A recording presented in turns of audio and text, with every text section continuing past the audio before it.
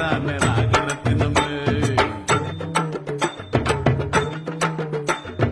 பட்டாளத்து சிப்பாய் வந்து பட்டாளெல்லாம் தந்தா கூட